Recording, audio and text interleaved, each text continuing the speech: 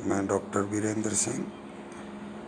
हम विश्व इतिहास का अध्ययन कर रहे थे, जिसमें हमने इससे पहले वाले वीडियो में औद्योगिक क्रांति के अर्थ के बारे में और औद्योगिक क्रांति के इंग्लैंड में विकास होने के कारणों के बारे में अध्ययन किया। अब हम देखते हैं कि औद्योगिक क्रांति का विकास किस प्रकार हुआ, उसका किन चरणों में विकास हुआ।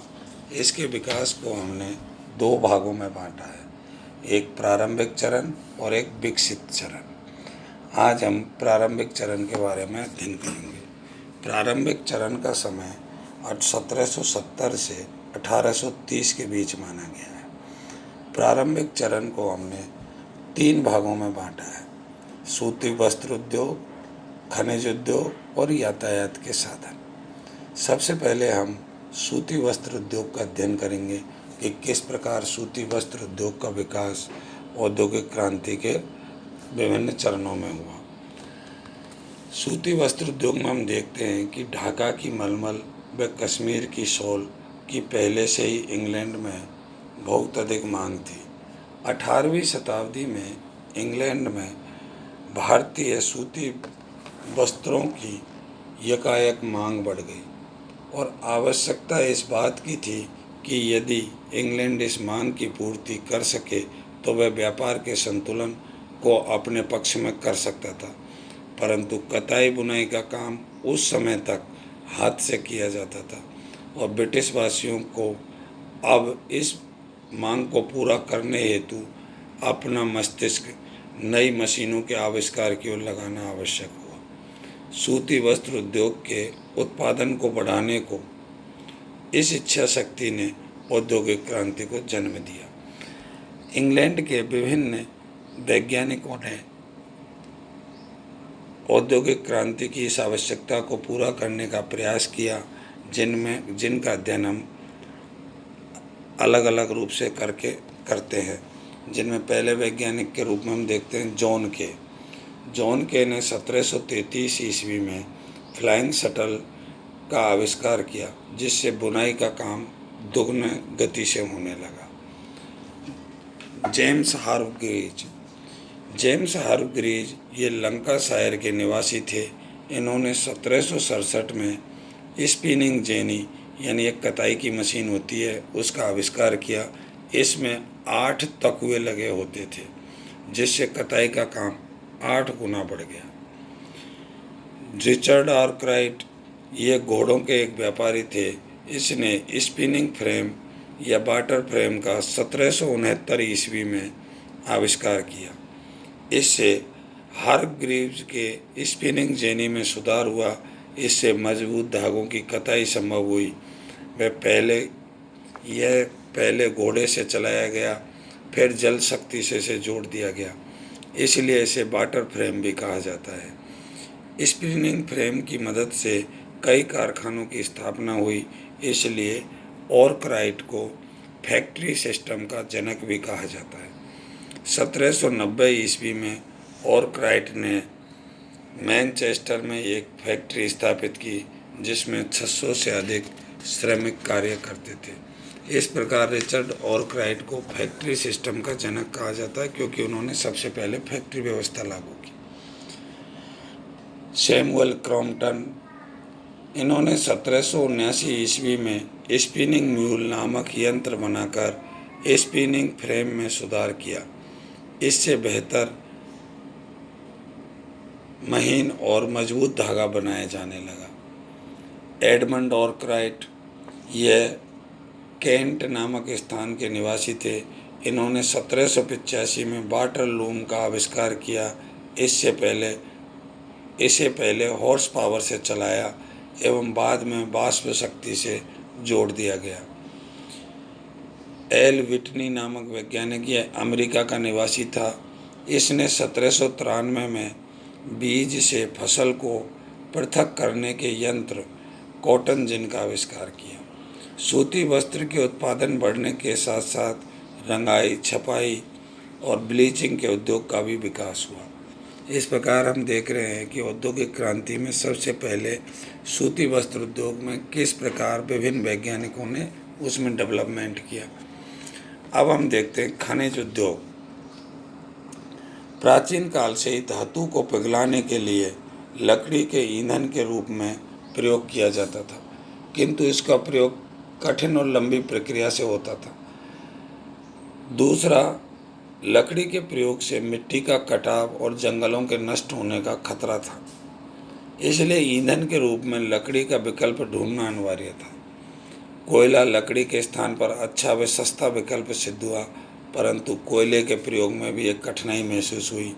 कोयले की खानों में पानी भरने की समस्या पैदा हुई, इसलिए खानों से पानी निकालने हेतु मशीनों का आविष्कार जरूरी हुआ और इस ज़रूरत ने एक मशीन के आविष्कार में मदद की। 1712 ईस्वी में टॉमसन न्यू कॉमन ने वाष्प इंजन का आविष्कार किया, किंतु यह इंजन लंबे समय तक प्रयोग नहीं किया जा सकता था। जेम्स वाट ने न्यू कॉमन के स्टीम इंजन का बारीकी से अध्ययन किया और उसकी त्रुटियों को दूर किया। 1769 ईस्वी में जेम्स वाट ने स्टीम इंजन का आविष्कार किया, जिसमें नया कंडेंसर लगाया गया। इसे स्थानीय भाषा में व्हील वॉल कहा गया। जेम्स वाट ने अपने मित्र मैथ्यू वॉटसन से आर्थिक सहयोग प्राप्त कर लगभग 300 स्टीम इंजन बनाए। मॉड्सले ने क्लाइड रेस्ट का आविष्कार कर जेम्स वाट के औजारों की समस्या का भी समाधान किया। स्टीम इंजन का आविष्कार औद्योगिक क्रांति के प्रारंभिक चरण की सबसे बड़ी उपलब्धि थी।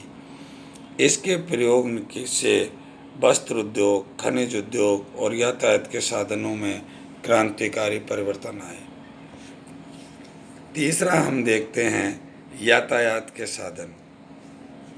औद्योगिक क्रांति से पूर्व यातायात के साधनों का अभाव था, परंतु औद्योगिक क्रांति के कारण कच्चा माल फैक्ट्री तक पहुंचाने व तैयार माल बाजार तक पहुंचाने हेतु यातायात के साधनों को विकसित करना अनिवार्य था।